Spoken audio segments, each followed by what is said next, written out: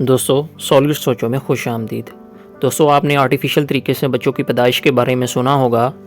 یہ سنتے ہی ہمارے ذہن میں ہزاروں سوالات جنم لیتے ہیں کہ یہ طریقہ جائز بھی ہے کہ نہیں، یہ عمل کیسے ایگزیکیوٹ ہوتا ہے۔ یہ ٹاپک اس لیے ان دنوں پاپولر ہے کہ پاکستانی حکومت نے اس طریقے کو رائج کرنے کے لیے مالی معاونت کا اعلان کیا۔ اس کے لیے سر گنگا رام ہاسپٹل میں خصوصی سینٹر قائم کیا گیا۔ آرٹیفیشل طریقے سے حمل ٹھہرانے کا عمل کس طرح انجام پاتا ہے، اس کے مراحل کون کون سے ہیں، کیا وجہ ہے کہ میل اور فیمیل کو یہ طریقہ اختیار کرنا پڑتا ہے، قدرتی طریقے سے حمل کس طرح ٹھہرتا ہے، کیا یہ غیر ملکی ایجنڈا تو نہیں جو کہ پاکستان میں اس حکومت کے ذریعے لانچ کیا جا رہا ہو۔ ان سارے سوالات کے جوابات کے لیے پوری ویڈیو لازمی دیکھیے گا اور کسی جگہ سے ویڈیو کو سکپ مت کیجیے گا تاکہ یہ ٹاپک آپ کو اچھی طرح سے سمجھ میں آ جائے۔ آئیے تفصیل سے جانتے ہیں اس ویڈیو میں۔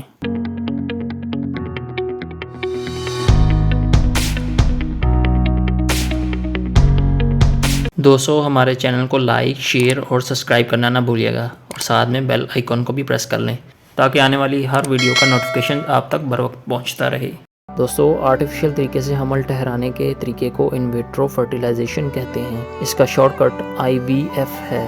IVF ایک ایسا پروسیس ہے جس کے ذریعے لیبارٹری میں میل کے سپرم اور فیمیل کے ایگ کو آپس میں فرٹیلائز کیا جاتا ہے، پھر اس فرٹیلائز ایگ کو فیمیل کے یوٹرس میں امپلانٹ کیا جاتا ہے۔ IVF کی ضرورت ان کپلز کو پڑتی ہے جن میں کسی قسم کی فرٹیلیٹی کا مسئلہ ہو، جیسے کہ ایسی عورت جس کی عمر 40 سال سے زیادہ ہو گئی ہو، اس کی فرٹیلیٹی کے چانسز بہت کم ہو جاتے ہیں۔ اس کے علاوہ ایسی فیمیلز جن کی فلوپین ٹیوبز کے اندر کوئی بلاکیج وغیرہ ہو گئی ہو یا اووریز کے ساتھ کوئی مسئلہ ہو، IVF کے کینڈیڈیٹ ہو سکتی ہے۔ اس کا سہارا ایسے میلز بھی لیتے ہیں جن کا سپرم کاؤنٹ کم ہو یا سپرم مورٹیلٹی میں کسی قسم کا ایشو ہو۔ آئیے IVF کو سمجھنے سے پہلے نارمل حمل ٹھہرنے کے میکانزم کو دیکھ لیتے ہیں۔ دوستو ہر منتھ ایک اڈالٹ وومن کی باڈی کے اندر اووری سے ایک ایگ ریلیز ہوتا ہے اور ایک ایگ اووری سے ریلیز ہونے کے بعد فلوپین ٹیوب میں داخل ہو جاتا ہے۔ اس دوران فیمیل اپنے میل پارٹنر کے ساتھ انٹیمیٹ ہوتی ہے تو میل سے سپرم فیمیلز کی وجائنا میں ریلیز ہوتے ہیں اور یہ سپرم موٹائل ہوتے ہیں اور وجائنا سے سروکس اور سروکس سے یوٹرس میں داخل ہو جاتے ہیں اور یوٹرس کی طرف ٹریول کرتے ہوئے کوئی سپرم تیرتے ہوئے فلوپین ٹیوبز میں داخل ہو جاتے ہیں اور ایگ تک پہنچ کر ایک سپرم ایگ کے اندر داخل ہو جاتا ہے۔ اس پروسیس کو فرٹیلائزیشن کہتے ہیں یا حمل ٹھہرنے کا عمل کہتے ہیں۔ اس سے آگے ایک نیو بیبی بننے تک کا پروسیس سٹارٹ ہو جاتا ہے۔ اب جیسا کہ ہم نے پہلے ڈسکس کر لیا ہے کہ کچھ وجوہات کی بنا پر کچھ کپلز کے اندر نیچرل فرٹیلائزیشن ڈسٹرب ہو جاتی ہے۔ ایسے کپلز IVF کا سہارا لیتے ہیں۔ تو آئیے جانتے ہیں IVF کا پروسیس کیسے پرفارم کیا جاتا ہے۔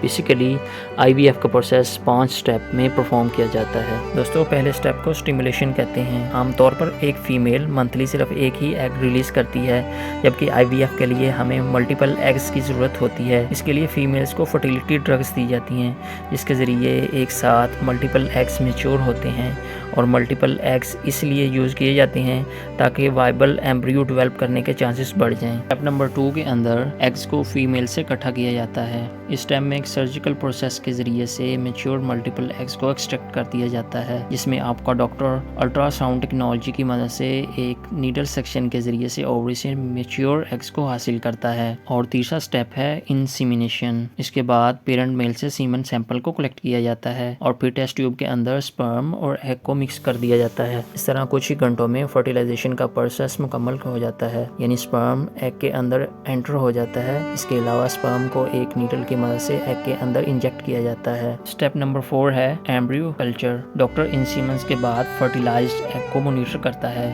اور ایسے ایگ کو سلیکٹ کرتا ہے جن ایگ میں پراپر ڈویژن ہو رہی ہو۔ 3 سے 4 دن کے بعد یہ ایگ ایمبریو بن جاتے ہیں۔ Step number 5 transfer of embryo. اب ان ایمبریو سے ہیلدی ایمبریوز کو اٹھا کر ایک فیمیل کے یوٹرس کے اندر انٹر کر دیا جاتا ہے اور یہ پروسیس ایک ہی دفعہ کرنے سے حمل ٹھہرنے کے چانس کم ہو جاتے ہیں، اس لیے عموماً 2 سے 3 ایمبریوز کو یوٹرس میں انسرٹ کرتے ہیں تاکہ چانسز آف پریگنینسی بڑھ جائیں۔ اسی وجہ سے IVF کے ذریعے سے ٹوینز پیدا ہونے کے چانسز بھی زیادہ رہتے ہیں۔ ایمبریو ٹرانسفر کرنے کے 10 سے 12 دن کے بعد بلڈ ٹیسٹ کے ذریعے پریگنینسی کو کنفرم کیا جاتا ہے۔ دوستو یہ ویڈیو آپ کو کیسی لگی؟ اپنی رائے کا اظہار کمنٹ سیکشن میں کرنا نہ بھولیے گا۔ ملتے ہیں نیکسٹ ویڈیو میں۔ السلام علیکم۔